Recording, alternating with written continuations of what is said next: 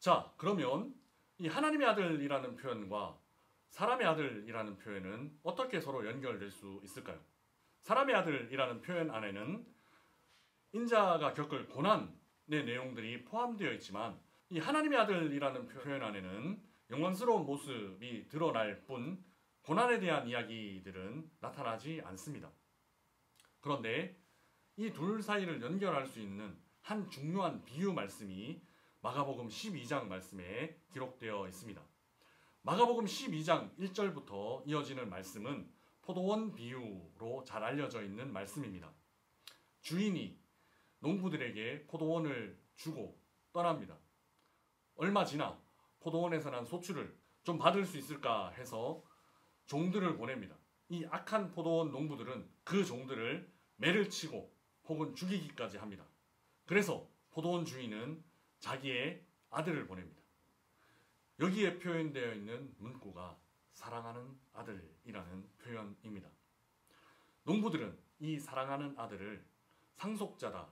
그래서 이 아들만 없어지면 우리가 이 포도원을 차지할 수 있다라고 악한 마음을 품고는 이 사랑하는 아들을 죽입니다. 이 이야기 말미에 예수님은 건축자의 버린 돌이 모퉁이의 머릿돌이 되었다라고 표현을 하십니다. 사랑하는 아들을 죽이심으로 새로운 언약을 열어가시는 하나님의 마음이 고스란히 이 비유 안에 그리고 정리된 예수님의 말씀 안에 기록되어져 있습니다. 이 비유를 통해 고난받는 인자와 하나님의 아들이 서로 연결되어져 있습니다. 사랑하는 하나님의 아들이 고난과 죽음을 통해 사람들과의 새로운 관계, 새로운 언약을 준비하시는 것입니다. 이제 오늘 강의 전체를 마무리하려고 합니다. 마가복음 안에서 하나님의 아들이라는 표현은 예수님이 누구인지에 대해서 분명하게 드러냅니다. 그 하나님의 아들로 인해 하늘이 열렸고 또 성소의 휘장이 달라졌습니다. 그리고 인자라는 표현은 사람들을 구원하기 위해 예수님이 행하신 그 모든 일들을 망라하고 있습니다. 율법을 제대로 알려주셨고 또한 사람들을 위해서 고난 그리고 죽음 그리고 부활의 길을 걸어가셨으며 지금 하나님 우편에 앉아 계시다가 마지막 때에 구름을 타고 이 땅 가운데 다시 오실 바로 하나님의 아들 그분이십니다.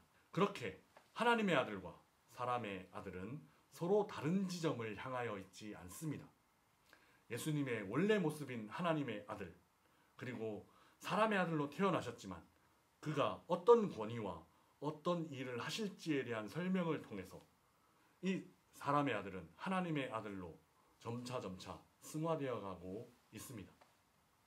하나님의 아들이 사람의 아들로 오신 이유 그리고 그 사람의 아들이 결국 하나님의 아들로 드러나는 과정을 통해 하나님의 우리를 향하신 구원의 계획이 드러나고 있습니다. 사랑받는 아들을 죽이심으로 모든 사람들을 구원하는 길을 열어주신 그 하나님의 사랑이 예수님 안에 있는 하나님의 아들과 사람의 아들이라는 표현 안에 고스란히 드러나는 것입니다.